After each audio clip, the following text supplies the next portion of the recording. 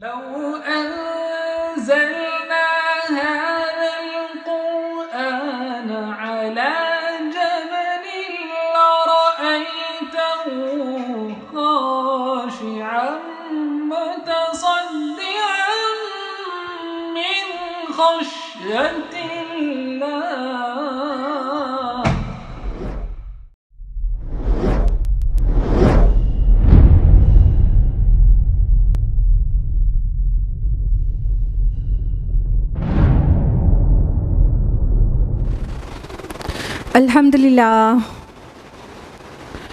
अल्हम्दुलिल्लाह रब्बिल आलमीन वस्सलातु वस्सलामु अला रसूलिहिल करीम व अला आलिहि व अस्हाबिहि अजमईन अम्मा बाद अऊज़ु बिल्लाहि मिनश शैतानिर रजीम बिस्मिल्लाहिर रहमानिर रहीम शहरु रमज़ान अल्लज़ी उन्ज़िला फ़ीहिल क़ुरआन हुदल लिन्नास व बय्यिनातिम मिनल हुदा वल फ़ुरक़ान बिस्मिल्लाहिर्रहमानिर्रहीम रब्बिश्रह ली सदरी व यस्सिर ली अमरी वहलुल उक़दतम मिन लिसानी यफ़क़हू क़ौली।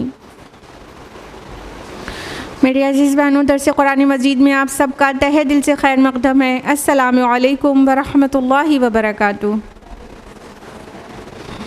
अल्लाह रब्बुल आलमीन की ज़ात बाबरकत से उम्मीद है कि आप सब बख़ैर व आफ़ियत होंगी। अल्हम्दुलिल्लाह, अल्लाह ताला आपको अच्छा रखे, हिफाजत में रखे अपने। अल्लाह ताला आपको दुनिया और आखिरत दोनों में कामयाबी और कामरानियाँ अता करे। आमीन आमीन, जज़ाकल्लाह खैर। तो अभी मेरे साथ दर्स कुरान में कौन सी सूरह चल रही है? जी हाँ, सूरह अनकबूत। और हम लोग लास्ट वीक सूरह अनकबूत की कौन सी आयत तक मुकम्मल कर चुके हैं? जी बिल्कुल, आयत नंबर 44। तो आज आयत नंबर 45 ऑनवर्ड्स हम लोग तफसील से जानेंगे। तो इस सूरह के मुख्तलिफ़ हिस्सों में आपने जो चीज़ें जानी वो रिवाइज़ करने के बजाय, अगर आप में से किसी का मिस हुआ है दर्स कुरान लास्ट वीक, तो आप लोग यूट्यूब पर देख लें, अपलोड हो चुका है। और अभी हम लोग इंस्टेंटली आयत नंबर 45 ऑनवर्ड्स जानेंगे। और ये यहाँ से लेके आखिर तक इस सूरह का आखिरी हिस्सा है, आखिरी पोर्शन है, जिसमें दो खिताबात हैं एक साथ, अल्टरनेट करके आता रहेगा। एक खिताब मुशरिकीन मक्का से रहेगा और एक खिताब अहले ईमान से रहेगा। आपको ये ज़रूर मालूम है कि मक्की सूरतों में जब अल्लाह ताला ईमान वालों से एड्रेस करते हैं तो उसमें कहीं पर भी या अय्युहल्लज़ीना आमनू नहीं आया है, बल्कि या अय्युहल्लज़ीना आमनू फ्रेज़ मदनी सूरतों में है। तो जब मक्की सूरह में डायरेक्ट एड्रेस कभी नबी की वसातत से एड्रेस होता है और डायरेक्ट एड्रेस आया हुआ है तो कुल या इबादियल्लज़ीना आमनू इस तरह से आया है कि मेरे उन बंदों से कह दीजिए जो ईमान लाए हैं, इनडायरेक्ट एड्रेस है। तो इस तरह से अल्लाह ताला या इबादियल्लज़ीना आमनू से इस सूरह में भी एड्रेस करेंगे, क्योंकि ये मदनी नहीं मक्की सूरह है। तो आयत नंबर 45 बहुत अहम आयत है कुरान मजीद की, कुरान और सलाह के ताल्लुक़ से। सो लेट्स स्टार्ट फ्रॉम आयत नंबर 45 ऑनवर्ड्स। अऊज़ु बिल्लाहि मिनश शैतानिर रजीम बिस्मिल्लाहिर रहमानिर रहीम उत्लु मा उहिया इलैका मिनल किताब। तिलावत करते रहा करें उस वही की जो आपकी तरफ किताब में की गई।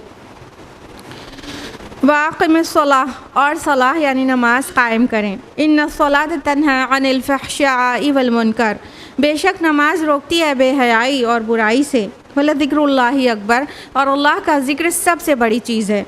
वल्लाहु यअलमु मा तस्नऊन, और अल्लाह खूब जानता है जो कुछ तुम करते हो।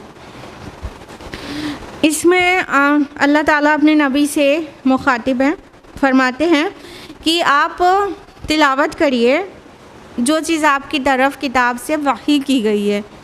यहाँ पे उतलू वर्ड आया है, फ़ेल अम्र है, और तला यतलू से है। तला यतलू तिलावतन का मतलब होता है पढ़ना और पढ़कर सुनाना भी।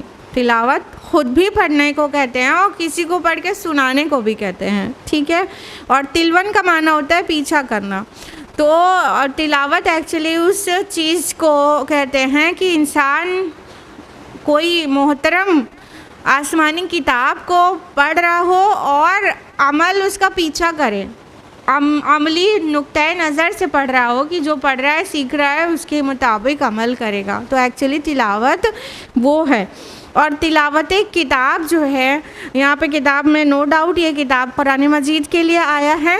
और कुरान मजीद उस वक्त आप कहें मुसहफ़ फॉर्म में तो था नहीं, तो फिर किताब के ऊपर, क्योंकि किताब लिखी हुई चीज़ को कहते हैं। और ये कुरान ऐसे ही लौहे महफूज में लिखा हुआ है और पहले से लिखा हुआ है, दुनिया बनने से पहले से ऐसे ही लिखा हुआ है। तो इसलिए ये किताब है, ये लिखी हुई चीज़ है। बाद में ये मुसहफ़ के शक्ल में भी आ गया, लेकिन वो जब मुसहफ़ में नहीं था तब भी लिखा हुआ था। तो अल्लाह ताला फरमा रहे हैं कि ये जो चीज़ आपकी तरफ वही की जा रही है, वही का माना क्या होता है? वही का मतलब माना होता है खुफिया इशारा करना, जो इशारा किए जाने वाले के अलावा बाकी को समझ में भी नहीं आए। और वही का इस्तिलाही माना आपको पता है, अल्लाह ताला अपने नबियों या रसूलों को जो पैगाम भेजते हैं फरिश्ते के ज़रिए या पैगाम रसानी का जो काम होता है उसको वही कहते हैं। ठीक, तो अल्लाह सुब्हानहू व तआला अपने नबी सल्लल्लाहु अलैहि वसल्लम से और आपकी वसातत से हम सब से कह रहे हैं कि तिलावत करिए, किताब की तिलावत करिए। जब तक कुरान जितना भी नाजिल हो गया था उतना ही तिलावत करना था। अब हमें तो पूरा ही कुरान मिल चुका है, हमें कुरान की तिलावत करना है, तिलावत करना है और तिलावत करना है। जी हाँ, इस नियत से कि हमारे अमाल उसके मुताबिक ढलेंगे। और बग़ैर समझे वाली तिलावत कुछ ख़ास मुफीद नहीं रहती, लेकिन उसका भी दिल पर इम्पैक्ट पड़ता है। लेकिन कुरान को समझ कर पढ़ना चाहिए, यानी अरबी ज़ुबान सीख लेना चाहिए ताकि पूरा फ़ायदा हो, जो मकसद है वही है वो पूरा हो सके। तो अल्लाह सुब्हान ताला किताबुल्लाह की आयात को तिलावत करने के लिए कह रहे हैं। और इसके मुतालिक बहुत सारी अहादीस है, हुआ हब्लुल्लाहि मतीन कि ये वो अल्लाह की मज़बूत रस्सी है जो आसमान से ज़मीन तक बंधी हुई है, और जिसका एक सिरा तुम्हारे हाथ में और दूसरा सिरा अल्लाह ताला के हाथ में है। तो इस किताब के साथ जो चिमटा रहेगा तो वो गुमराह हो ही नहीं सकता वो गुमराह। इसलिए फरमाया सूरह अल इमरान सूरह नंबर 3 आयत नंबर 103 में वक़्तसिमू बिहब्लिल्लाहि जमीआ, कि अल्लाह की रस्सी को सब मिलकर थाम लो, चिमट जाओ। तो अल्लाह की रस्सी यही है ना किताबुल्लाह, ये अल्लाह की रस्सी है, हब्लुल्लाह है। तो इसके साथ चिमट जाने का एहतिसाम बिल कुरान का हुक्म है। चिमट जाओ मतलब इसके मुताबिक ज़िंदगी को ढाल दो। और फरमाया वाक़ई में सलाह और सलाह कायम करें। देखिए, नमाज़ पढ़ना ऐसा नहीं कहा गया सलाह कायम करें। पढ़ना तो छोड़ पकड़ के भी इंसान पढ़ सकता है, लेकिन कायम करना इसको कहते हैं कि पाबंदी वक्त हो और रेगुलरिटी हो, पंक्चुअलिटी हो, और उसके वो जिस मकसद से हो वो पूरा खुशू और खुजू बातनी सारे आदाब भी फॉलो हों। तो उस सलाह को कायम करने का हुक्म दिया गया।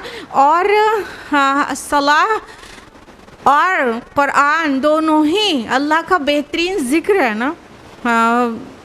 कुरान के लिए ज़िक्र तो बहुत जगह पर आया है, जैसे कि सूरह हिज्र सूरह नंबर 15 आयत नंबर 9 में कि इन्ना नहनु नज़्ज़लना ज़िक्रा व इन्ना लहु लहाफ़िज़ून, हमने ही इस ज़िक्र को यानी कुरान को नाजिल किया है और हम ही इसकी हिफाजत करेंगे। तो कुरान का तो एक नाम ही ज़िक्र है, द रिमाइंडर। और नमाज के लिए अल्लाह ताला ने मूसा अलैहिस्सलाम से कहा सूरह तौहा सूरह नंबर 20 आयत नंबर 14 में कि अक़िमिस्सलात लिज़िक्री, मेरी याद के लिए नमाज कायम करो। तो नमाज अल्लाह की याद की खुसूसी शक्ल है, अज़ीमुश शान शक्ल है। तो एक तो तिलावत किताब ये भी अल्लाह की याद के लिए है और सलाह वो भी अल्लाह की याद के लिए। जब ये चीज़ें करेंगे ना तो फ़ायदा क्या होगा? फरमाया अल्लाह ताला ने ये जो नमाज का फ़ायदा है वो क्या है? इन्ना सलात तन्हा अनिल फ़हशाई वल मुनकर, बेशक नमाज बेहयाई और बुराई से रोकती है। फ़हश हर उस बुरे काम को कहते हैं जो खुली हुई बुराई हो और सबके नज़दीक वो बुरा हो। तो ज़िना और इस किस्म की सारी बुराई को, चोरी, ये सब कुछ बेहयाई है। तो फ़हश है, तो अल्लाह ताला फरमा रहे हैं कि ये फ़हश से भी रोकती है और मुनकर से भी। मुनकर अब उसके मुकाबले में आ गया, फ़हश के मुकाबले में तो छुपी बुराई को हो कहेंगे मुनकर, जो बुराई छुपी हो। तो जो छुप के जो गुनाह किए जाते हैं उससे भी रोकती है, जो सामने खुले खुले गुनाह हैं उससे भी नमाज़ें रोकती हैं। तो नमाज का एक बहुत बड़ा इम्पैक्ट है मोमिन की ज़िंदगी में, और जो लोग नमाज नहीं पढ़े वो इसके फ़वाइद से बिल्कुल ख़सारे में है, उसका फ़वाइद नहीं उठा सकते। और अगर आपके दिमाग में ये बात आ रही है या कभी पहले भी आती हो कि बहुत लोग तो ऐसे भी हैं जो नमाज भी पढ़ते हैं लेकिन ना बेहयाई से रुकते हैं, ना बुराई से, ग़ीबत है वो करते हैं, चुगलियाँ वो करते हैं, चोरी भी करते हैं और धोखा भी देते हैं, और सब तरह की बुराई उनके अंदर मौजूद है जबकि वो नमाजी हैं। तो ऐसा इसलिए है कि उनकी नमाज, शायद नमाज तो होगी लेकिन सलाह को कायम करना नहीं है, वो सलाह को कायम नहीं करते हैं, एक्चुअल नमाज़ें वो पढ़ ही नहीं रहे हैं। जो नमाज के मकासद हैं, पहली बात तो उसे समझेंगे नहीं तो उसके आगे की कोई बात ही नहीं हो सकती है ना। जो चीज़ पढ़ रहे हैं वो सिर्फ रट रहे हैं और उसको समझ तक भी नहीं कर रहे हैं कि हम अल्लाह से क्या कह रहे हैं, क्या मांग रहे हैं, क्या वादे कर रहे हैं। जब कुछ भी नहीं समझ में आ रहा है तो उसका जहन पर और अमल पर क्या इम्पैक्ट पड़ सकता है। तो लिहाजा बहुत लोग जो जिनकी नमाज़ें उन्हें बेहयाई और बुराई से नहीं रोक रही हैं, वो नमाज़ें सही वाली पढ़ ही नहीं रहे हैं, वैसी नहीं पढ़ रहे हैं जैसी एक्चुअली अल्लाह को मतलूब है। बल्कि इसकी रिवर्स इंजीनियरिंग पे भी हदीस है कि जिसकी नमाज ने उसे बेहयाई और बुराई से नहीं रोका उसकी नमाज ही नहीं। समझ गए? अब इसका उल्टा भी समझ लीजिए, नमाज अगर बेहयाई और बुराई से नहीं रोक रही है तो एक्चुअली नमाज ही नहीं है, वो तो खाली उठक बैठक है, इंसान उठ रहा है बैठ रहा है दूसरों की तरह ना। तो ये बहुत अहम बात है कि सलाह कायम किया जाए और ज़ाहिरी और बातिनी दोनों आदाब फॉलो किए जाएं। उसके ज़ाहिरी आदाब पता है, जो फ़राइज़ है, जो सुन्नतें हैं उनको पूरा फॉलो करना होगा, ठीक से सजदा करना होगा, ठीक से जलसे में बैठना होगा, ठीक से दूसरा सजदा करना होगा, क़याम में ठीक से खड़े होना होगा और सारी सुन्नतें भी फॉलो करनी होंगी। और बातिनी आदाब ये है कि उसको सिर्फ अल्लाह के लिए पढ़ा जाए, रिया वाली नमाज ना हो, दिखावे वाला सजदा ना हो, और उसके अंदर खुशू हो, खुदू हो, और ऐसा महसूस किया जाए कि बस हम अल्लाह के सामने खड़े हैं और उससे बात कर रहे हैं। तो ये बातिनी आदाब है। ये दोनों आदाब अगर फॉलो किए जाएँ तो ऐसा हो नहीं सकता कि उस इंसान की ज़िंदगी ना बदल जाए। कैसे मुमकिन है कि कोई इंसान बार बार अल्लाह ताला से कहे कि इय्याका नअबुदु व इय्याका नस्तईन, हम तेरी ही इबादत करते हैं और तुझसे ही मदद चाहते हैं, फिर वो गैरुल्लाह के पास मदद के लिए चला जाए और फिर अगली नमाज का वक्त आए फिर उसके बाद वो गैरुल्लाह से मदद मांगे वगैरह वगैरह। सब कैसे हो सकता है? जब पूरे आदाब के साथ नमाज पढ़ी जाएगी तो जाहिर है इंसान का ज़मीर मलामत करेगा और वो अपने आप को दुरुस्त करना शुरू कर देगा, यहाँ तक कि वो हर बुराई और हर बेहयाई से बिल्कुल पाक हो जाएगा अगर सही नमाज़ें पढ़ रहा है। तो आगे फरमाया वला ज़िक्रुल्लाहि अकबर, अल्लाह की ज़िक्र सबसे बड़ी चीज़ है। ये दोनों चीज़ भी अल्लाह का ज़िक्र है और एक दवाम ज़िक्र है कि नमाज से फ़ारिग होने के बाद, तिलावत कुरान से फ़ारिग होने के बाद भी अल्लाह को दिल में याद रखना है। यानी अल्लाह को याद करना नहीं है, अल्लाह को याद रखना है, अल्लाह को भूलना नहीं है, अल्लाह को याद रखना है। और नबी सल्लल्लाहु अलैहि वसल्लम के जो भी सुबह शाम के अज़कार हैं वो सब अल्लाह की याद की बेहतरीन शक्लें हैं कि हर मौके पे हम अल्लाह को किन अल्फाज में याद करें, किस तरह से याद करें। तो वो सब भी अल्लाह का ज़िक्र है। और लेटे लेटे बैठे बैठे अल्लाह ताला से बातें करना, अल्लाह ताला से गुफ्तगू करना, ये बहुत बढ़िया ज़िक्र है। और यहाँ पर जो ये कहा गया है और अल्लाह का ज़िक्र सबसे बड़ी चीज़ है, इसके दो पहलू हैं। एक तो ये इसको इस तरह से समझ सकते हैं कि अल्लाह के ज़िक्र से कोई बड़ी चीज़ ही नहीं है, इंसान अल्लाह के ज़िक्र में इससे बड़ी चीज़ क्या हो सकती है। और अल्लाह का ज़िक्र सबसे बड़ी चीज़ है, उससे बहुत बड़ी चीज़ है। उसको इस तरह भी समझ सकते हैं कि जब इंसान अल्लाह का ज़िक्र करता है तो अल्लाह ताला उस इंसान का ज़िक्र करता है ना, फ़ज़्कुरूनी अज़्कुरुकुम, तुम मेरा ज़िक्र करो मैं तुम्हारा ज़िक्र करूँगा। तो जब अल्लाह ताला ज़िक्र करता है बंदे का, तो ये बात इस तरह भी समझ सकते हैं, अल्लाह का ज़िक्र बहुत बड़ी चीज़ है, तुम्हारे ज़िक्र से बड़ी चीज़ है। हम इंसानों के दरमियान में अल्लाह का ज़िक्र करते हैं, अल्लाह ताला फरिश्तों में ज़िक्र करता है हमारा, तो जो अल्लाह ज़िक्र करता है वो बहुत बड़ी चीज़ है। तो इसका ये पहलू भी निकलता है। और अल्लाह ताला ने आगे फरमाया, अल्लाह खूब जानता है जो कुछ तुम कर रहे हो, यानी कि कितना ज़िक्र में हो कितना नहीं हो, तुम्हारी नमाज़ें किस तरह की हैं किस तरह की नहीं है, क्या मकसद है पढ़ने का, वो सब अल्लाह ताला उससे बहुत ज़्यादा वाकिफ़ है। तो ये एक वार्निंग भी है और ये खुशखबरी भी है। वार्निंग उनके लिए जो दिखावे कि ज़िक्र और नमाज़ें कर रहे हैं, और खुशखबरी उनके लिए जो सच्चा कर रहे हैं। वला तुजादिलू अहलल किताब इल्ला बिल्लती ही अहसन, और अहले किताब से झगड़ा मत करो मगर बेहतरीन तरीक़े से, इल्लल्लज़ीना ज़लमू मिनहुम, सिवाय उनके जो उनमें से नाइंसाफ़ हों। वक़ुलू आमन्ना बिल्लज़ी उन्ज़िला इलैना व उन्ज़िला इलैकुम, और उनसे कहिए कि हम ईमान रखते हैं उस पर भी जो हम पर नाजिल किया गया है, और उस पर भी जो आप लोगों पर नाजिल किया गया है। व इलाहुना व इलाहुकुम, और हमारा माबूद और तुम्हारा माबूद एक ही है।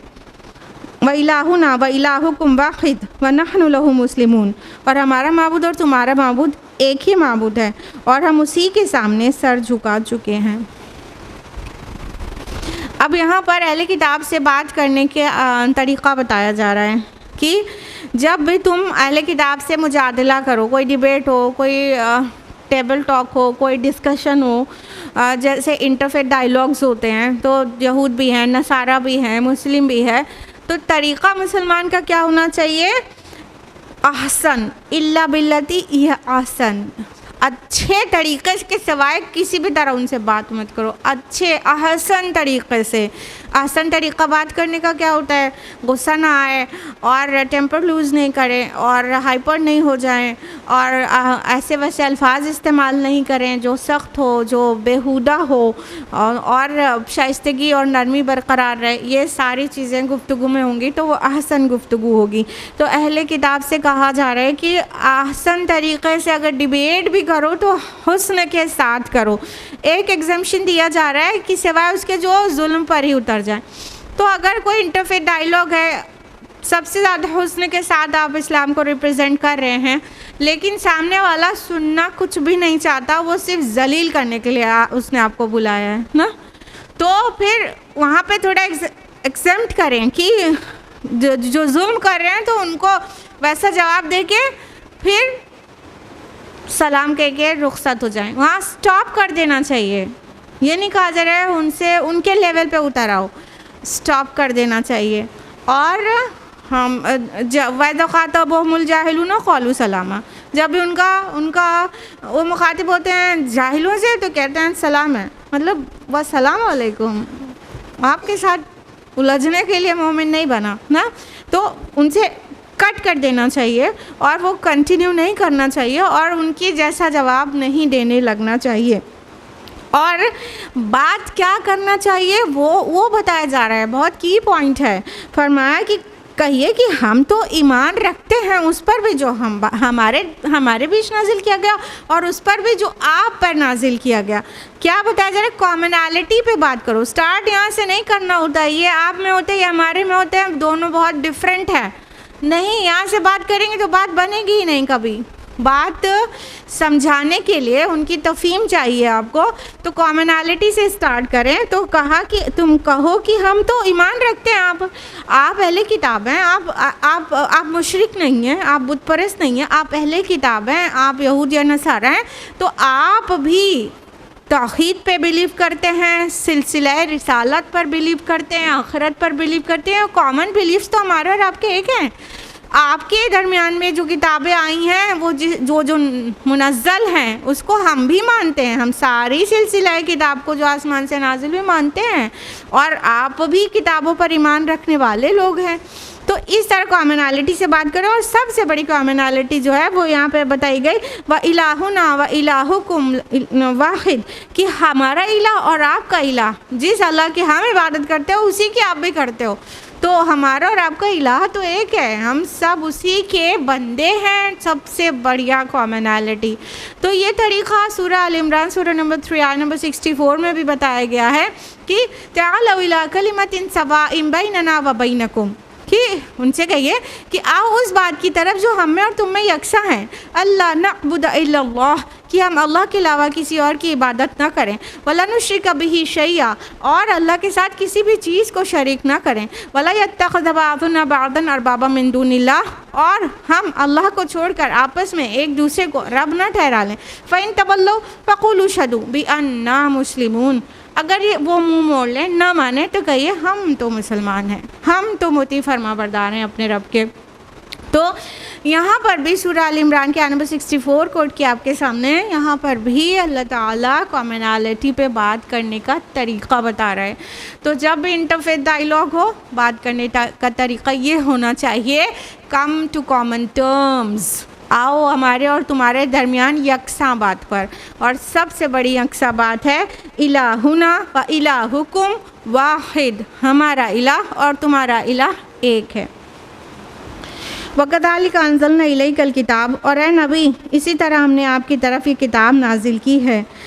फल्लज़ीना आतैनाहुमुल किताब युमिनूना बिही, तो जिन लोगों को हमने इससे पहले किताब दी थी वो भी इस पर ईमान लाएंगे।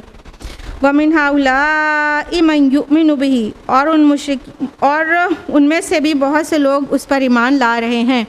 वमा यजहदु बिआयातिना इल्लल काफिरून, हमारी आयत का इनकार नहीं करते सिवाय उन लोगों के जो कुफ्र पर अड़ गए हैं। तो अल्लाह ताला ने फरमाया कि हाँ, उनसे कहिए कि जो किताब अल्लाह ताला ने नाजिल की है तो उस पर लोग ईमान ला रहे हैं। आप देखो कितने लोग रोज़ बरोज़ बढ़ते जा रहे हैं ईमान लाने में, और वो लोग भी ईमान ला रहे हैं जो उनको पहले किताब दी गई थी, यानी अहले किताब। और ये अहले किताब में से काफ़ी लोग ईमान लाए, यहूद में से तो कम लाए, नसारा में से बहुत लोग ईमान लाए। तो यहूद में से भी अब्दुल्ला बिन सलाम जैसे सहाबी मौजूद हैं, और नसारा में बहुत लोग ईमान लाए। और सलमान फ़ारसी भी मतलब पहले कई मास्टर्स को सर्व कर चुके थे जो कि यहूद और नसारा थे, तो फिर वो भी ईमान लाए। हाँ, और नजाशी ईमान लाए जो कि नसारा थे। तो काफ़ी अहले किताब भी ईमान ला रहे हैं, जिनकी तरफ पहले कोई पैगाम आया वो उसको भी उन्होंने माना था और आखिरी पैगाम को भी मान लिया था। तो अल्लाह ताला उन्हें बहुत ज़्यादा वैल्यू करता है। और अल्लाह ताला फरमा रहे हैं कि इन मुश्रिकों में से भी बहुत से लोग ईमान ला रहे हैं। तो आप देखिए कितने ही मुश्रिक ईमान बाद में ले आए ना, यहाँ तक कि अब अबू जहल हलाक हुआ अब बद्र में, लेकिन इक्रमा उनके बेटे इक्रमा बिन अबी जहल वो ईमान ले आए फ़तह मक्का के बाद। तो कितने ही मुश्रिक भी ईमान लाए। अल्लाह ताला फरमा रहे हैं कि हमारी आयत इतनी खुली खुली है ना कि उससे इनकार सिर्फ कट्टा काफिर ही कर सकता है। देखिए यहाँ वमा यजहदु आया है ना, और नहीं इनकार कर दे। यहाँ पे जो जहद वर्ड है उसका मतलब इनकार है कि जो हर धर्मी पे आ गया हो, जो मुतासिब हो, एकदम तअस्सुब में पड़ गया हो, तय करके रखा हो कि नहीं मानना है तो नहीं मानना है, तो जो हर धर्म है उसका कोई कुछ नहीं कर सकता। तो बाकी जो लोग खुले दिल से बात को सुनते हैं, समझते हैं और जानना चाहते हैं, हक़ को ढूंढ रहे होते हैं, वो मान लेते हैं। तो अल्लाह ताला कह रहे हैं कि खुल जाती है हमारी आयत, समझ में आ जाता है सबके, सिवाय उसके जो समझना चाहता ही नहीं है, बस वही लोग हैं जो ईमान नहीं लाते, वो इनकार करते चले जाते हैं। वमा कुन्त तत्लू मिन क़ब्लिही मिन किताबिन वला तख़ुत्तुहु बियमीनिका इज़ लर्ताबल मुब्तिलून। और ए नबी सल्लल्लाहु अलैहि वसल्लम, आप तो इससे पहले कोई किताब पढ़ते नहीं थे और ना ही आप अपने दाहिने हाथ से उसे लिखते थे। अगर ऐसा होता तब तो ये झुठलाने वालों में ज़रूर शक पैदा हो जाता। अल्लाह ताला नबी सल्लल्लाहु अलैहि वसल्लम के उम्मी होने को दलील के तौर पर पेश कर रहा है आपके रिसालत की।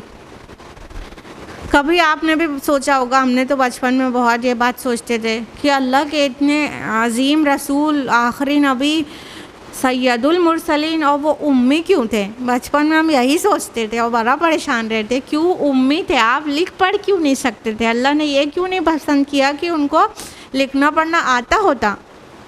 देखिए यहाँ पे इस बात का इतना अब साफ साफ जवाब दिया गया है कि एक्चुअली अल्लाह की मंशा ये थी कि आप उम्मी ही रहें, क्योंकि अगर आप पढ़े लिखे होते तो लोग कहते, ये जो कुरान मजीद जब पेश करना शुरू किया तो लोग कहते हैं कि वो पढ़ा लिखा तो था ही, इंटेलिजेंट तो था ही, और अपने से लिख कर ले आया, अपने दिमाग की काफ़ी एक्सरसाइज की है 40 साल तक, और अब वो अपने दिमाग जब अच्छा शार्प हो चुका है तो वो कलाम लिख के उसने पेश कर दिया। तो शक करने वाले शक करते हैं कि ये उसका खुद का लिखा हुआ है, खुद का गढ़ा हुआ है। उसके बाद भी इनकार किया गया और ये कहा गया, लेकिन कोई अक्लमंद इंसान ये नहीं कह सकता, सिर्फ मुतासिब इंसान ही कह सकता है, क्योंकि जब नबी सल्लल्लाहु अलैहि वसल्लम पढ़े लिखे थे ही नहीं, तो ऐसा उम्दा बुलंद पाया कलाम जो कभी किसी ने सुना नहीं था, ये कुरान मजीद के जो फसाहत है, बलागत है, जामियत है, हुस्न है, और हुस्न तशबीह है, हुस्न इस्तिआरा है, हुस्न बयान है, ये सब ऐसा खूबसूरत कलाम कभी किसी के दरमियान किसी ने पेश ही नहीं किया था। तो जब कोई पढ़ा लिखा इंसान इसको पेश करता तो एक बार डाउट बनता था, लेकिन जब उसने कभी पढ़ा नहीं, कभी लिखा नहीं, अपने दाहिने हाथ से कभी लिखते नहीं थे, कहने का मतलब आपको राइटिंग भी नहीं आती थी, तो फिर अब इस बात में क्या शक रह जाता है कि इसके तरफ अल्लाह की तरफ से ही वही आई है जो इसको पेश कर रहा है। रातों रात ये कैसे हो सकता है कि ऐसा कलाम कोई एक उम्मी इंसान पेश करने लगे, जिस कलाम की शान ऐसी है कि जितने शुअरा हैं सबकी गर्दनें झुक चुकी हैं, उस कलाम का कोई के पास जवाब नहीं है। खुला चैलेंज क़ियामत तक भी कोई पूरा नहीं कर पाया।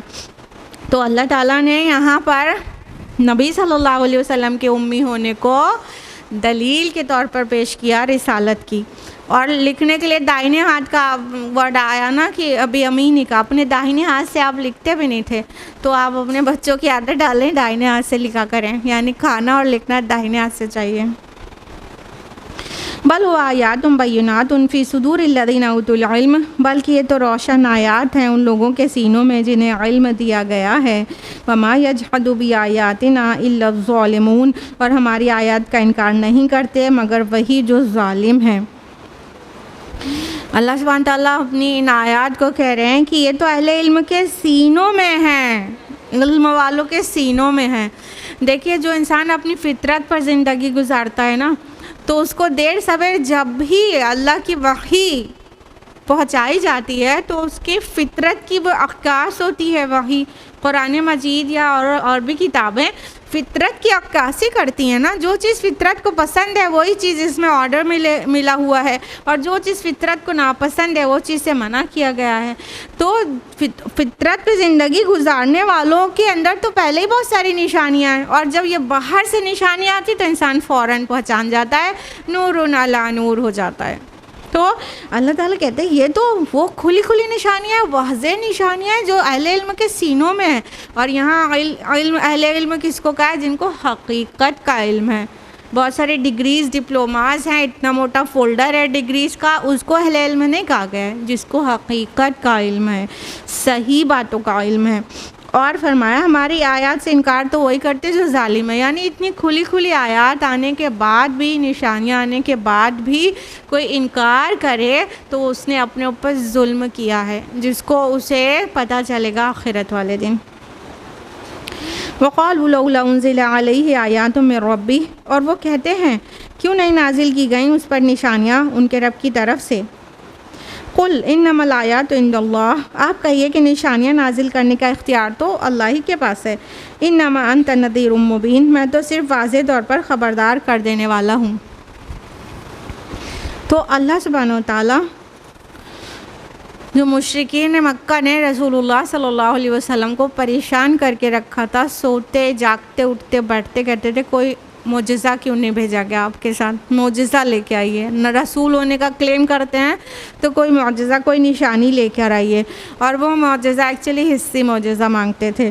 तो अल्लाह ताला कह रहे हैं कि आपसे कहते हैं कि आपके रब की तरफ से आप पर कोई निशानी क्यों नहीं नाजिल की गई। तो जवाब ये दिया गया, यहाँ पहला जवाब ये दिया गया कि आप कह दीजिए मैं तो सिर्फ ख़बरदार कर देने वाला हूँ, निशानियाँ मेरे हाथ में नहीं है। मेरी मर्ज़ी से नहीं है। और पिछले अम्बिया को जो भी मौजज़ात दिए गए वो अपनी मर्ज़ी से उन्होंने नहीं दिखाए हैं, अल्लाह ताला ने जिसको चाहा है और जो चाहा है अता किया है। तो मौजज़ात या निशानियों का कंट्रोल अल्लाह सुब्हानहू व तआला के हाथ में है, ना कि नबी सल्लल्लाहु अलैहि वसल्लम के कंट्रोल की चीज़ थी। तो कहा गया आप कहिए मैं तो वार्नर हूँ, मैं तो ख़बरदार कर देने वाला हूँ और मैं नज़ीर हूँ तुम्हारे दरमियान। निशानियों का कंट्रोल, मौजज़ात का कंट्रोल मेरे हाथ में नहीं है कि तुम बस जो जो कहते जाओ मैं वो मौजज़ात तुमको दिखाते जाऊँ तुम्हारे नफ्स के हिसाब से। अवलम यकफ़िहिम अन्ना अंज़लना अलैकल किताब युतला अलैहिम, क्या उनके लिए ये निशानी काफ़ी नहीं है कि हमने आप पर एक किताब नाजिल की है जो उनको पढ़कर सुनाई जाती है। इन्न फ़ी ज़ालिका लरहमतुन व ज़िक्रा लिक़ौमिन युमिनून, यकीनन उसमें रहमत और याद दहानी है उन लोगों के लिए जो ईमान लाते हैं। अब ये दूसरा जवाब दिया जा रहा है। दूसरा जवाब ये दिया गया कि क़ुरआन को बतौर मौजज़ा पेश किया गया।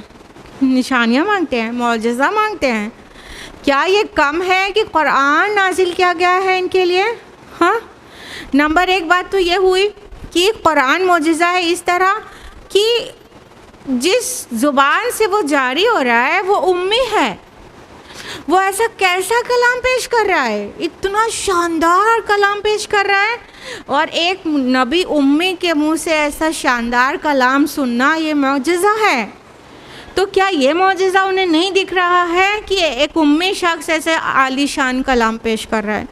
नंबर दो, क़ुरआन तो हर एस्पेक्ट से मौजज़ा है, हर एस्पेक्ट से, साइंस हो चाहे वो लिटरेचर हो, चाहे साइकोलॉजी हो, चाहे फ़िलासफ़ी हो, चाहे किसी भी इल्म क्या मतलब नुक्ता नज़र हो, हर तरह से ये मौजज़ा है। तो और वो दौर तो लिटरेचर का दौर था, उनको तो बस फसाहत और बलागा और जामियत ये सब चीज़ों में बहुत ज़्यादा बच्चा उसमें इंटरेस्ट लेता था।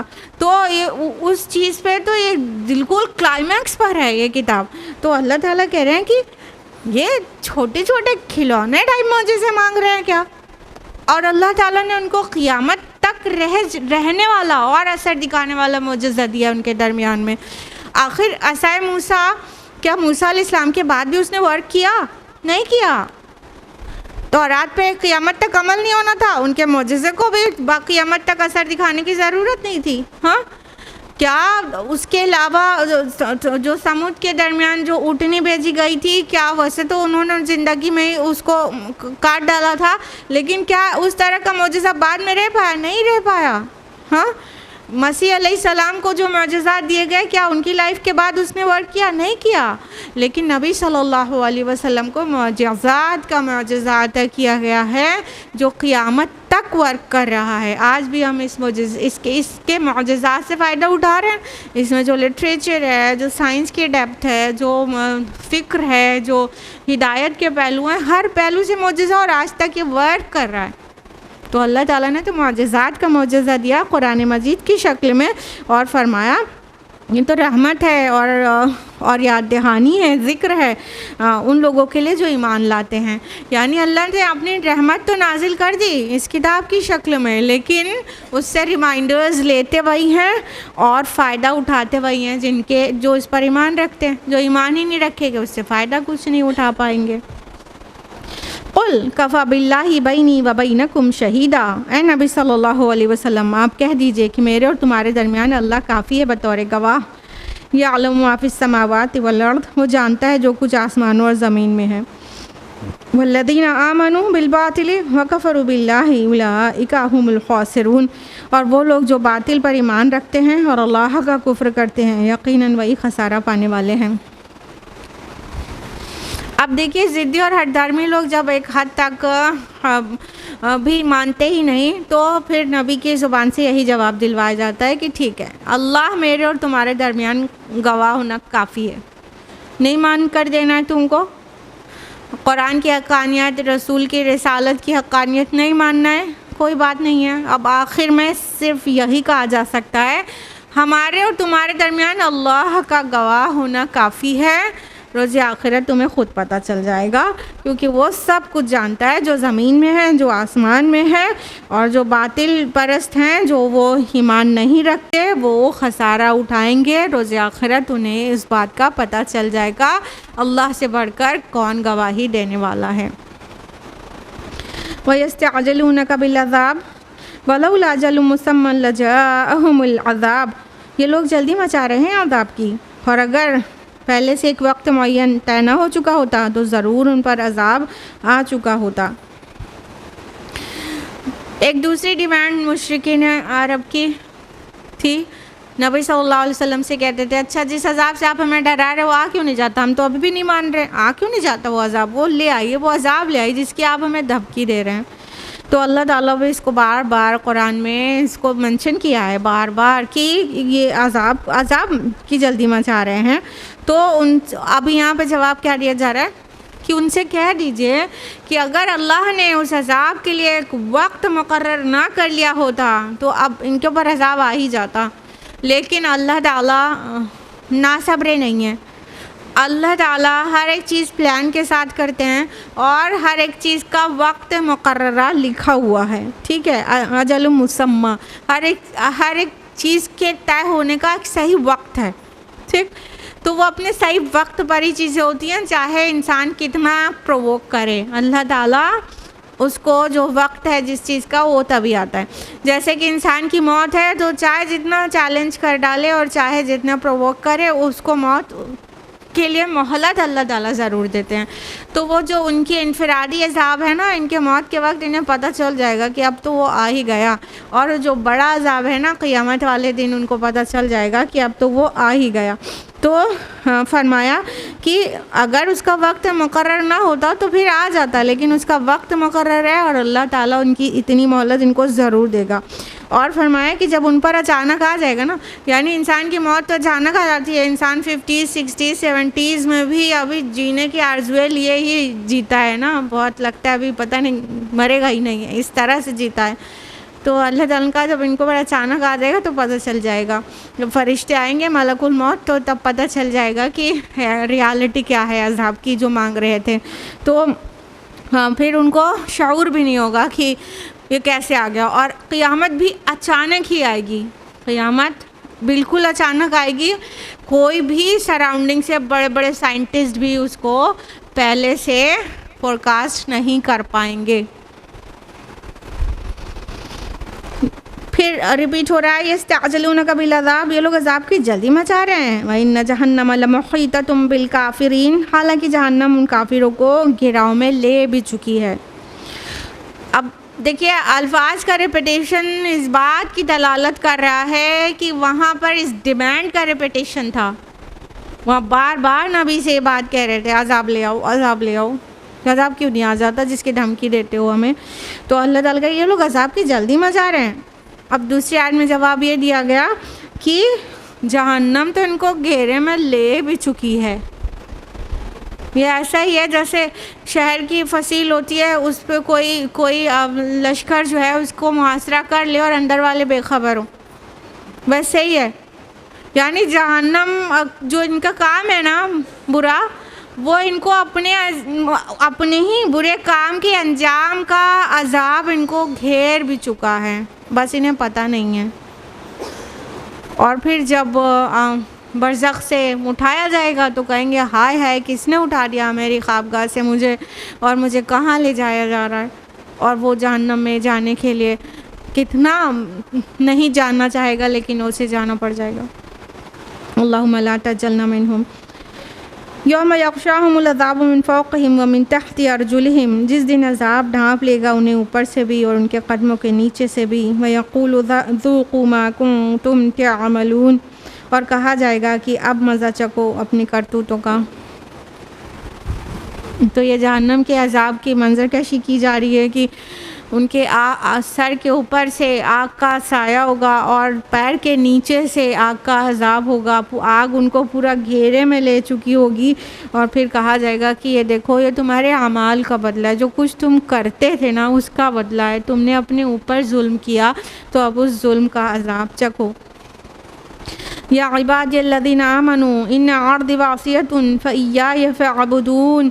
ऐ मेरे वो बंदो जो ईमान लाए हो, मेरी ज़मीन बहुत वसी है, बस तुम मेरी ही इबादत करो। अब ये कुछ आयत थी मुश्रिकीन के ऊपर ना, आयत में 45 तो मोमिनीन के लिए थी, फिर बीच में मुश्रिकीन से एड्रेस था और अब फिर मोमिनीन से एड्रेस है। फरमाया कि ऐ मेरे वो बंदो जो ईमान लाए हो। हमने आपसे कहा था ना कि अब वो या अय्युहल्लज़ीना आमनू से ख़िताब नहीं है मक्की सूरतों में, तो यहाँ पे ख़िताब किस फ्रेज़ से है, या इबादियल्लज़ीना आमनू, ऐ मेरे वो बंदो जो ईमान लाए हो। और इसमें बहुत ही मोहब्बत भी है, बहुत ही शफ़क़त है ना, ऐ मेरे बंदो जो ईमान लाए हो ना, कितना प्यारा अंदाज़ है। फरमाया मेरी ज़मीन बहुत वसी है, बस तुम मेरी ही इबादत करो। ये हिजरत का इशारा है, मक्की सूरा है, आखिरी दौर की। और अब इशारा दिया जा रहा है कि अब तुमसे यहाँ के जो टॉर्चर और परसिक्यूशन है मुश्रिकीन की तरफ से तुम्हारे लिए अनबियरेबल हो रहा है और तुम्हें अल्लाह ताला की इबादत करना दिक्कत हो रही है इस सरज़मीन पर।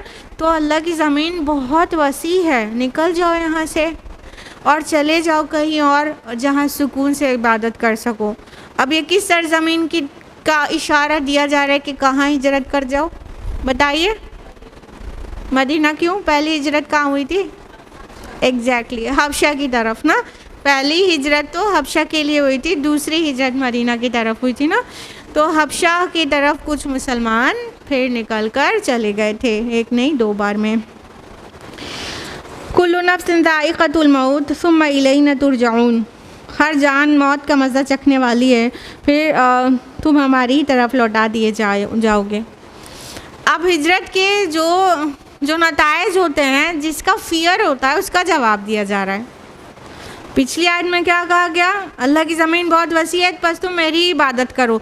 यानी असली चीज़ अल्लाह की इबादत है। तुम्हारे घर, तुम्हारा मकान, तुम्हारा बिज़नेस, तुम्हारा जो प्रॉस्पर है, वो असली चीज़ नहीं है। असली चीज़ है अल्लाह की इबादत। तो अल्लाह की इबादत नहीं कर पा रहे तो घर, मकान, ज़मीन सब छोड़ के निकल जाओ, बिज़नेस छोड़ के निकल जाओ। अब यहाँ पे जो हिजरत करने में जो ख़तरात होते हैं, उसका जवाब दिया जा रहा है कि देखो, हर नफ्स को मौत का मज़ा चखना है और पलटकर तुमको मेरी ही तरफ आना है। कहने का मतलब, जब हिजरत करोगे तो ये सोच रहे हो खाएंगे कहाँ से, पिएंगे कहाँ से, मर ना जाएं, भूखे ना रह जाएं। हाँ, यही ख़तरात है ना। अपने घर में इंसान कंफर्ट जोन में होता है, जब बाहर निकलता है तो फिर उसके सर पे छत नहीं है, कहाँ से रहेगा, क्या करेगा।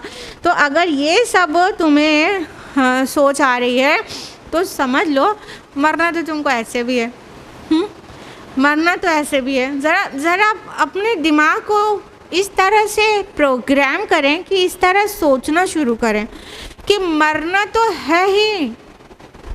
अगर थोड़े दिन भूखे रह के मर जाना पड़ा, थोड़े दिन सख्तियाँ बर्दाश्त करके मर जाना पड़ा, तब भी मरना है।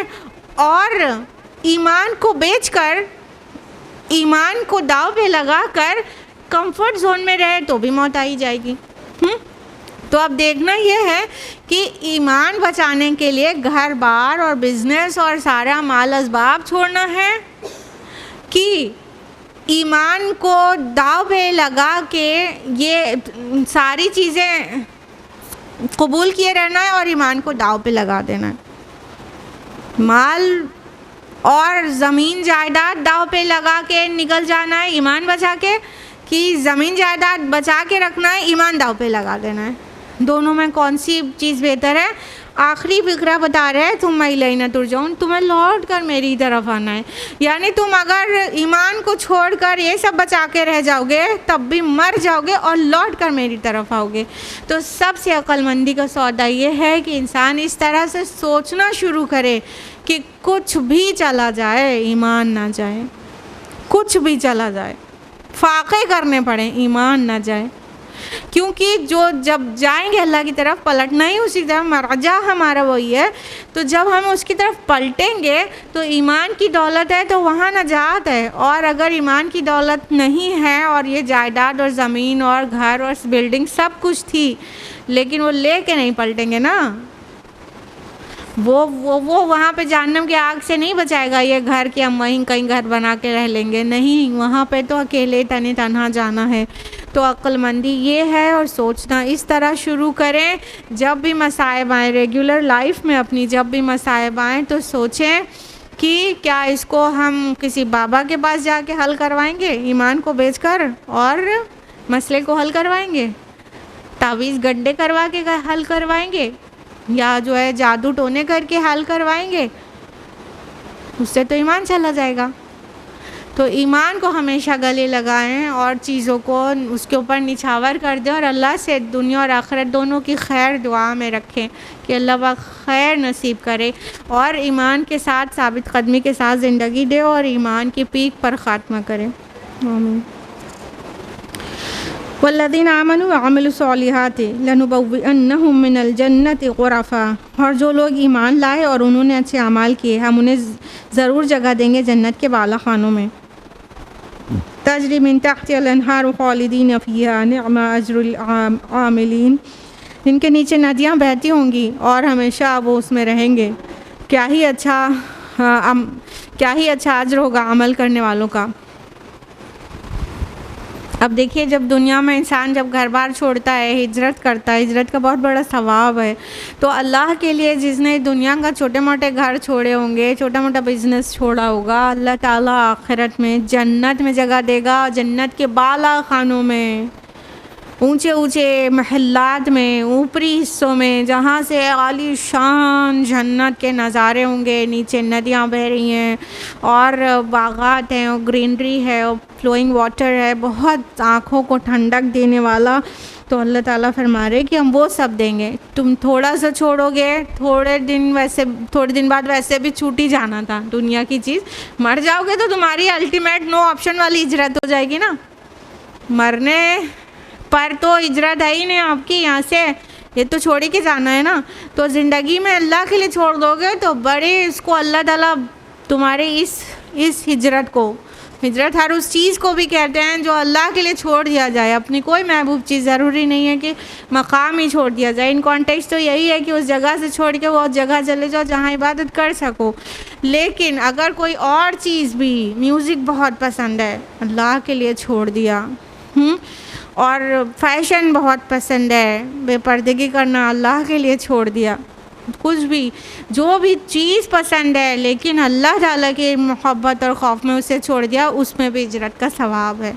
ठीक है, तो जब अल्लाह के लिए छोड़ेंगे तो अल्लाह वहाँ पर वो सारी आंखों की ठंडक नसीब कर देगा जन्नत में, आलीशान जन्नत के बाला खानों में जगह देगा जिनके नीचे नहरें होंगी और वो हमेशगी वाला होगा, कभी वहाँ से निकाला नहीं जाएगा। दुनिया में तो चाहे जो कुछ भी अल्लाह ताला दे दे यहाँ से निकाल दिया जाएगा। अल्लज़ीना सबरू अला रब्बिहिम यतवक्कलून, वो लोग जिन्होंने सब्र किया और अपने रब पर तवक्कुल करते हैं, यानी ये सब्र का बदला है। सब्र बर्दाश्त को मत समझा करिए, सब्र किसी तकलीफ़ को बर्दाश्त करने को नहीं कहते हैं, सब्र साबित कदमी को कहते हैं जिसमें इंसान रुकता नहीं है, कीप गोइंग रहता है, साबित कदम रह के बस राह हक पे बढ़ता चला जाए, उसको सब्र कहते हैं एक्चुअली। तो अल्लाह ताला के इसको सब्र करने वालों को मिलेगी, यानी ये सब काम बगैर सब्र के हो ही नहीं सकता। देखा जाए तो कोई नेक अमल बगैर सब्र के नहीं हो सकता और कोई बुरी चीज़ आसानी से बगैर सब्र के नहीं छोड़ी जा सकती अगर वो मरूब हो आपके लिए ना। तो ये सब्र के बाद ही ये चीज़ें की जा सकती हैं, लिहाजा ये सब बदला है सब्र का। और जो अपने रब पर तवक्कुल करते हैं, जो दिरहम दिनार, रुपीज़ और डॉलर्स पे और प्रॉपर्टीज़ पे तवक्कुल नहीं करते हैं, लीडर्स पे, बड़े बड़े ओहदेदार रिश्तेदारों पे तवक्कुल नहीं करते, अल्लाह पर तवक्कुल करते हैं चाहे असबाब कुछ भी ना हो।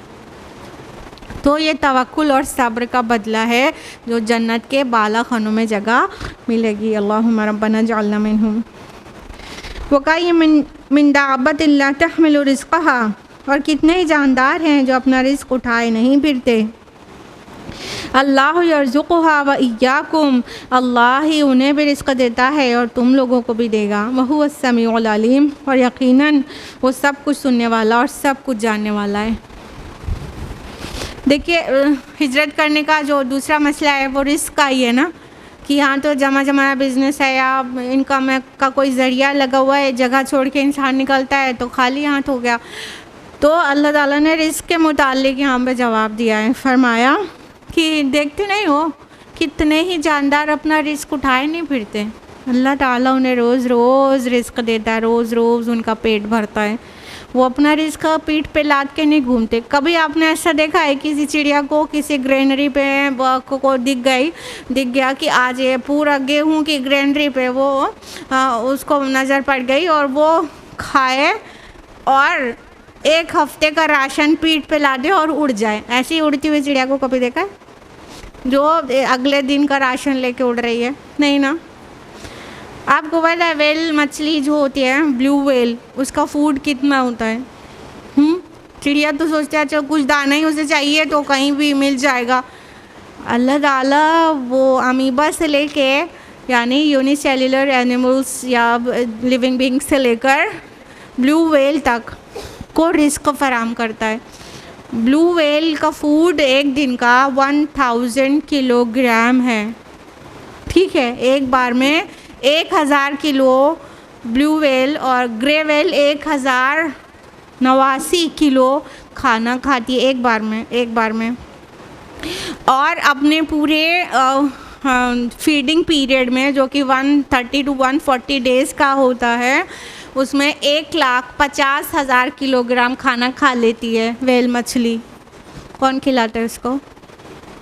कौन इसकी रिस्क रसानी करता है? अल्लाह ताला।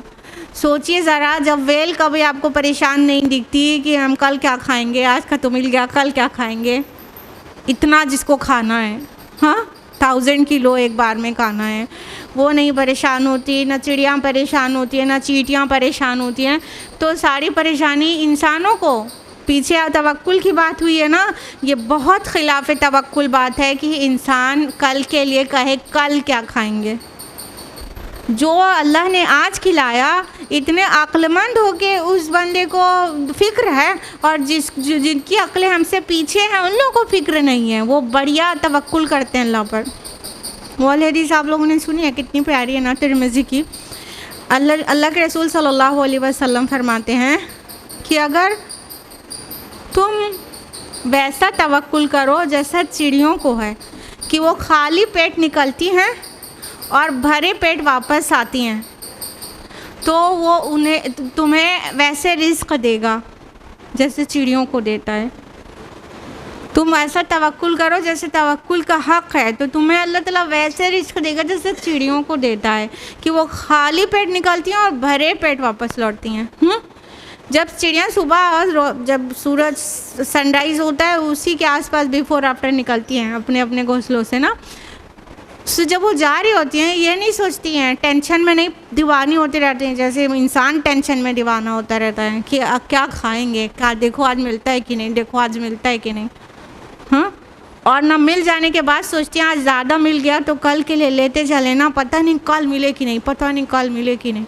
ये इंसान को अक्ल इस बात की है, इस बात की अक्ल है हमारे सर के अंदर कि हम खाली मतलब इतने छोटे छोटे एनिमल्स से भी गए गुजरे हो गए अल्लाह पर तवक्कुल के ऊपर, हाँ। तो बताइए, अल्लाह ताला अपने से नहीं सोचते तो अल्लाह ताला कुरान में एक एक बात आपको सोचने के लिए दावत देता है कि हम उन्हें भी रिस्क देते हैं, चाहे ब्लू व्हेल ग्रे व्हेल हो, चाहे चिड़िया हो, चाहे अमीबा पैरामीशिया हो, इन सबको भी रिस्क देते हैं, तुमको भी देंगे। वो सुनने वाला है और जानने वाला है, सुनता है तुम्हारी पुकार भी जब पुकारते हो और जानता है कि किसकी रिस्क रसानी कैसे करनी है। अल्लाह ने पूरी दुनिया ही इस तरह बनाई है कि उनमें जितने क्रिएशंस हैं सबका रिस्क रखा है, डिस्ट्रीब्यूट, बस इंसान को ढूंढना होता है। वला इंसालतुम मन खलक़स समावाति वल अर्द व सख़्ख़र अश-शम्स वल क़मर ला यक़ूलुन्न अल्लाह। ए नबी सल्लल्लाहु अलैहि वसल्लम, अगर आप उनसे पूछें कि किसने पैदा किया आसमान और ज़मीन को और किसने मुसख़्ख़र किया सूरज और चाँद को, तो वो ज़रूर कहेंगे कि अल्लाह ने।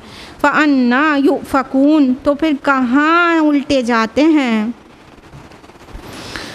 अब फिर मुश्रिकीन से के मुताल्लिक़ खिताब है कि अल्लाह ताला कहते हैं कि ए नबी इनसे ज़रा पूछो तो सही कि किसने आसमान को पैदा किया और किसने ज़मीन को पैदा किया और ये सूरज और चाँद सबको काम पे लगा दिया, किसने लगा दिया है?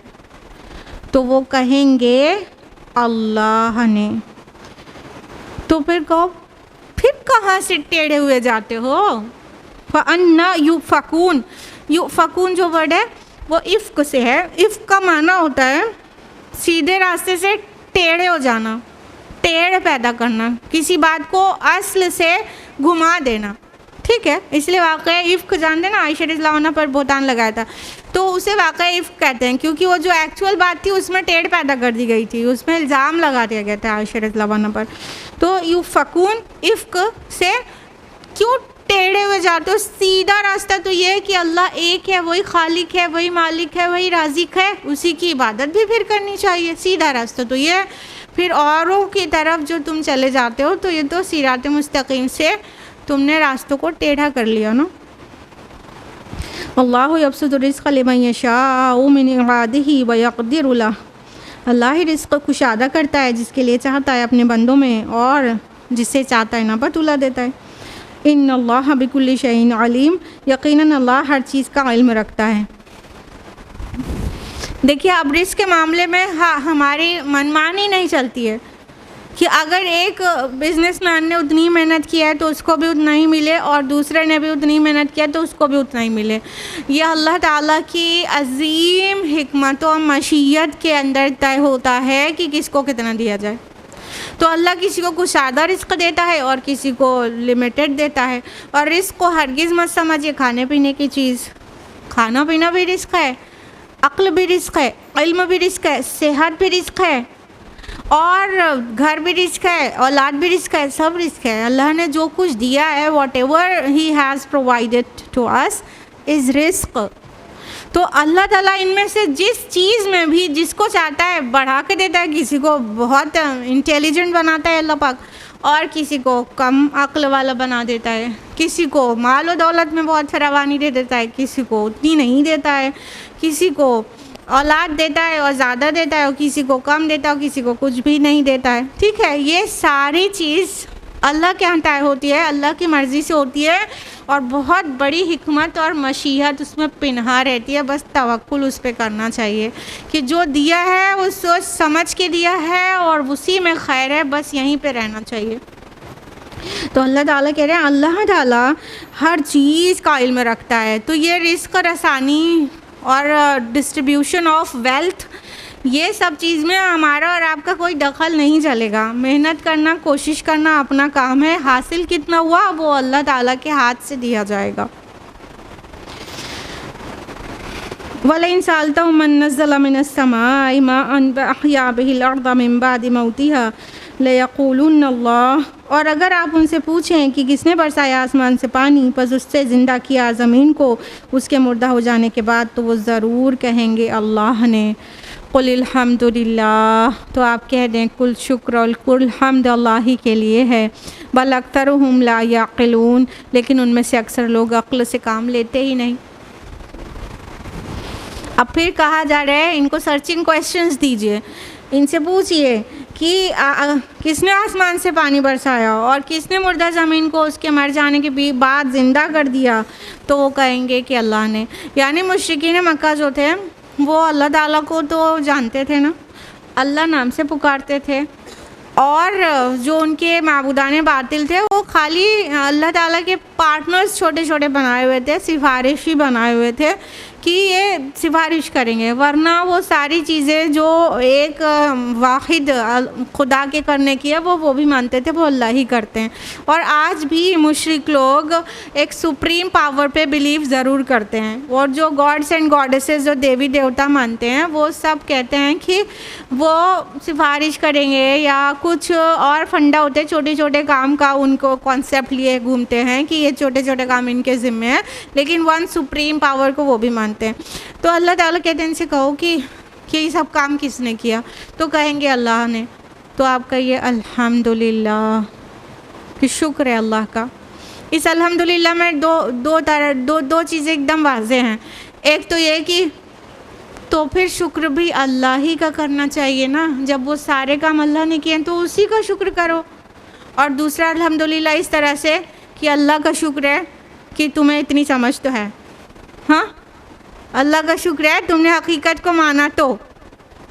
फिर लेकिन उसके बाद तुम उलट जाते हो, शुक्राना किसी और को देने लगते हो।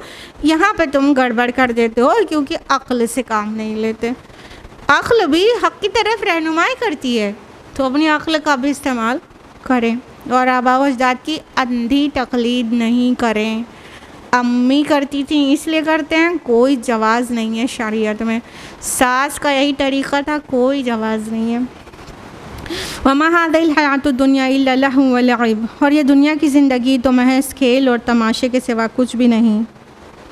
व इन्न दारल आखिरत लहियल हयवान लौ कानू यअलमून, और जो आखिरत का घर है वही असल जीना है, काश के इन्हें मालूम होता।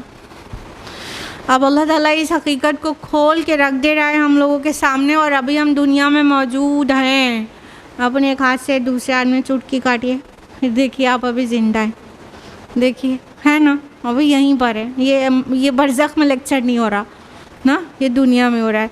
अब इस हकीकत को ठीक से अपने अंदर पेवस्त करें। अल्लाह ताला कह रहे हैं ये जो दुनिया की ज़िंदगी है ना, ये लहवुन है। लहव दिल लगी को कहते हैं, जिसमें हकीकत कुछ ना हो, दिल बहलाने के लिए हो, उसको लहवुन कहते हैं।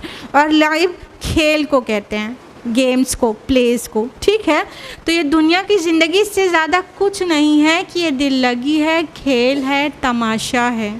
जैसे एक स्टेज पर परफॉर्म करने वाले कुछ आर्टिस्ट होते हैं, तो उनमें किसी को बादशाह बना दिया तो वो असल बादशाह नहीं है। उनमें कोई फ़कीर का रोल प्ले कर रहा है तो एक्चुअली फ़कीर नहीं है। उसमें कोई माँ है तो कोई वालिद है, और तो कोई बड़ा बिजनेसमैन है तो कोई बहुत जलील है। वो जो रोल उन्हें दिया गया है वो थोड़ी देर प्ले करने के लिए दिया गया है, दिल लगी के लिए दिया गया है। और जब स्टेज के बाहर आप उनसे मिलेंगे तो फ़कीर फ़कीर नहीं, बादशाह बादशाह नहीं ना। तो ये रियलिटी, ये समझाने का एक अंदाज़ है। हम लोग जिस दुनिया में रहते हैं उसी दुनिया की चीज़ों से एग्जाम्पल लेके कुछ थोड़ा बहुत बेहतर तरीके से कॉम्प्रिहेंड कर सकते हैं, इसलिए अल्लाह ताला मिसालें देते हैं। वरना आखिरत की मिसाल देना तो बिल्कुल इस दुनिया से कंपेयर करके मुमकिन ही नहीं है। अल्लाह ताला वो चीज़ें हमको उसे पैराबल से समझाते हैं जो हम समझ सके, कुछ हद तक बात समझ में आ जाए। बात यह है, तो अल्लाह ताला कह रहे हैं ये दुनिया की ज़िंदगी बस इतनी है। ज़रा ज़मीन की ही ज़िंदगी को देख लो कि कितने करोड़ साल से वो वजूद में है, फिर कब हमें बनाया गया और हमें भेजा गया। बस थोड़ा सा इम्तिहान का वक्फ़ा यहाँ गुजारा, फिर अब्दी ज़िंदगी में दाखिल हो गए ना। पहले रूह की शक्ल में पैदा किया गया, अब्दी ज़िंदगी, फिर थोड़ा सा, बहुत थोड़ा से वक्फ़े के लिए, इम्तिहान के लिए दुनिया में भेज दिया गया। उसमें इतनी क़यामत है तुम्हारे लिए, फिर अब्दी ज़िंदगी में दाखिल हो जाओगे मौत के आते ही। हाँ, तो ये इसको खेल तमाशे से ज़्यादा वैल्यू मत दो। वैल्यू इन द सेंस जमा करना और यहाँ पे बस होड़ में रहना और तफाखुर करना, इसके लिए माना किया जा रहा है। वरना इम्तिहान के पॉइंट ऑफ व्यू से तो ये एक ठोस हकीकत है दुनिया की ज़िंदगी की, यहीं पे अच्छे काम भी करना है। जो मज़रउल आखिरा हो, आखिरत में जो खेती हम काटेंगे, वो जो हार्वेस्ट करेंगे, वो यहीं हमें बोना है और यहाँ उसे संभालना है। ठीक है, इस हिसाब से दुनिया की ज़िंदगी एक ठोस हकीकत है, इसकी अहमियत है।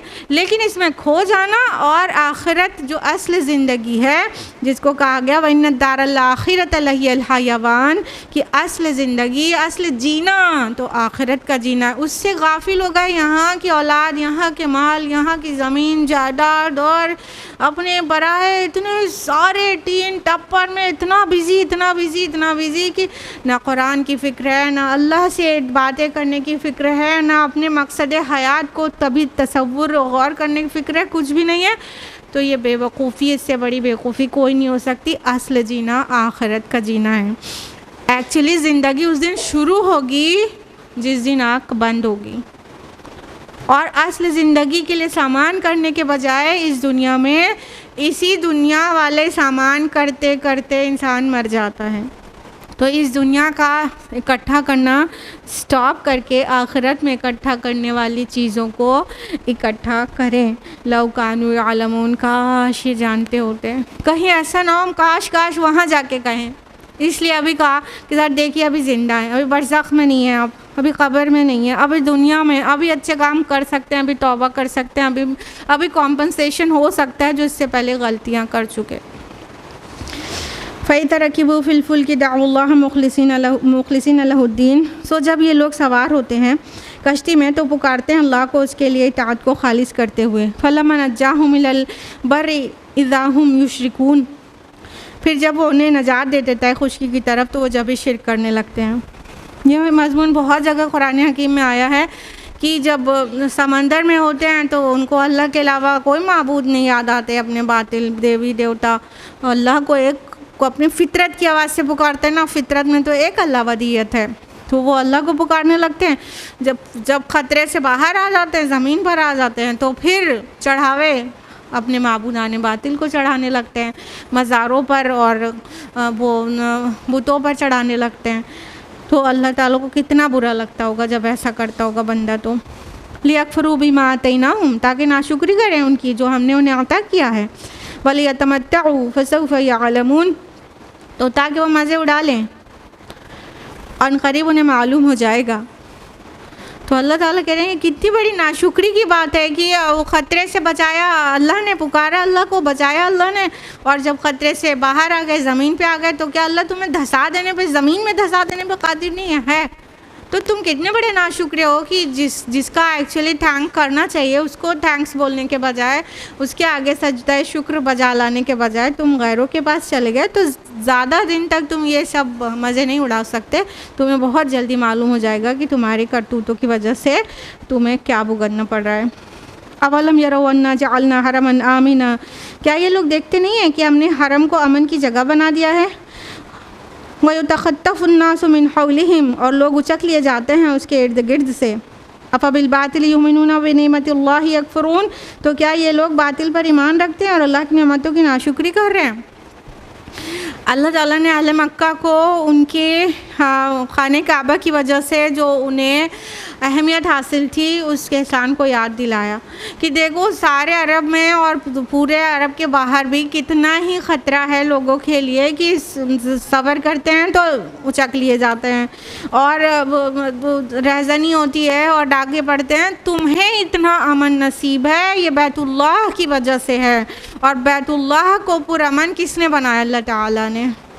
हुदूद हरम में सब बदअमनी वाली हर चीज़ मना है, तो तुम कितने अमन से रहते हो। तो वो अल्लाह ताला का बनाया हुआ 2500 साल से, अब तो 4000 साल हो गया, इब्राहीम अलैहिस्सलाम के वक्त में कुरान नाजिल होने पर 2500 साल हुआ था।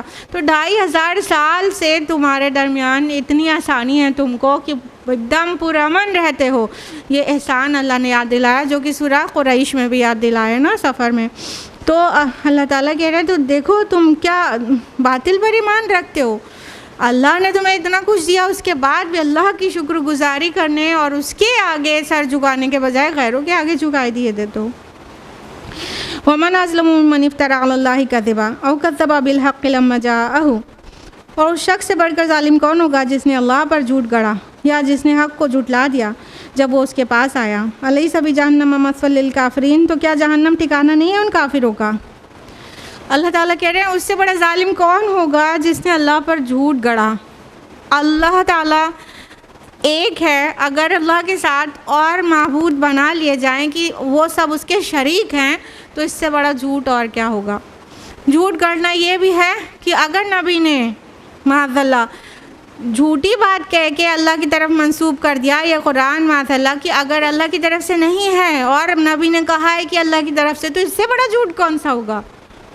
तो उन्होंने गलत किया। अगर उन्होंने ऐसा किया होता कि अल्लाह के नाम पर तुमको कोई कलाम पेश कर दिया होता अपनी तरफ से बनाया हुआ, तो उससे बड़ा जालिम कोई नहीं होता। अगले फ्रेज़ में कहा गया कि और उससे बड़ा जो जालिम कौन होगा जिसने हक़ को झुठलाया जब उसके पास आ गया। इसमें तो अब तुम हो, अहले मक्का ने झुठला दिया, नबी सल्लल्लाहु अलैहि वसल्लम हक़ लेकर आए लेकिन उन्होंने झुठला दिया, तो उनसे बड़ा जालिम कौन होगा। कहा कि ऐसे जालिमों का ठिकाना जहन्नम है, जहन्नम में ही जाएंगे। आखिरी आयत वल्लज़ीना जाहदू फ़ीना लनहदियन्नहुम सुबुलना, और जो लोग हमारी राह में जिद्दोजहद करेंगे हम लाज़िमन उनकी रहनुमाई करेंगे अपने रास्तों की तरफ। व इन्नल्लाह लमअल मुहसिनीन, और यकीनन अल्लाह ihसान करने वालों के साथ है। अब इस सूरा में जिहाद की बात बहुत सारी हुई, मुजाहिदे की बात बहुत सारी हुई। आयत नंबर 6 में भी आया कि जो जिहाद करता है अपने फ़ायदे के लिए करता है, और शुरू में ही स्टार्ट ही हो गई सूरा कि तुमने क्या समझ लिया, ऐसे ही जन्नत में चले जाओगे और हम तुम्हें आजमाएंगे नहीं, तुम्हारे लाइफ में स्ट्रगल्स नहीं देंगे। अब ये कंक्लूडिंग आया अभी इसी के मुताल्लिक है कि जो भी हमारी राह में जिद्दोजहद करेगा अल्लाह ताला के लिए, फ़ीना बहुत बहुत जामे लफ्ज़ हो गया, फ़ीना हम में बस हमारी राह में, अल्लाह ताला के रास्ते में, अल्लाह ताला की मर्ज़ी के लिए, अल्लाह ताला की रज़ा के लिए, बहुत कुछ इसमें माना शामिल हो जाएंगे। अल्लाह की रज़ा के लिए जो कोई भी स्ट्रगल करेगा तो ये अल्लाह के ज़िम्मे है कि उसकी रास्ते, उसके राहें हमवार कर दे। जो कुछ अभी तक नहीं पता था उसे पता चल जाए, जहाँ पे वो अभी हिदायत जिस मामले में नहीं मिली थी उसमें भी हिदायत अल्लाह पाक दे दे, तो अल्लाह के ज़िम्मे चला जाता है कि वो राह रास्त पर लगा दे उस बंदे को, उसको सीधा रास्ता दिखा दे, भटकते हुए को भटकता हुआ नहीं छोड़ दे। ये अल्लाह के ज़िम्मे है, क्योंकि इन्नल्लाह लमअल मुहसिनीन, अल्लाह ताला एहसान करने वालों यानी नेकोकारों के साथ है। तो अल्लाह ताला छोड़ता नहीं है। जब अल्लाह की राह में कोई स्ट्रगल करता है तो अल्लाह ताला उसे सराखों पे बिठाता है, उसको उसकी कद्र करता है और उसे सीधा रास्ता मज़ीद दिखाता है ताकि वो जन्नत तक पहुंच जाए और वो मुहसिनीन में शामिल हो जाए और अल्लाह ताला उसे जन्नत के बाला खानों में जगह दें। ये आखिरी आयत थी। अल्लाह ताला से दुआ है कि वो हम सभी को अपनी राह में अपनी रज़ा के लिए जिद्दोजहद करने वाला बनाए और अल्लाह ताला है कुफ्र और शिर्क और फ़िस्क़ से अल्लाह ताला हिफाजत करे। आमीन। बारकल्लाहु ली व लकुम फ़िल क़ुरानिल अज़ीम व नफ़अनी व इय्याकुम बिल आयाति व ज़िक्रिल हकीम। आमीन। व आख़िरु दावाना अनिल हम्दुलिल्लाहि रब्बिल आलमीन। वस्सलामु अलैकुम व रहमतुल्लाहि व बरकातुहू।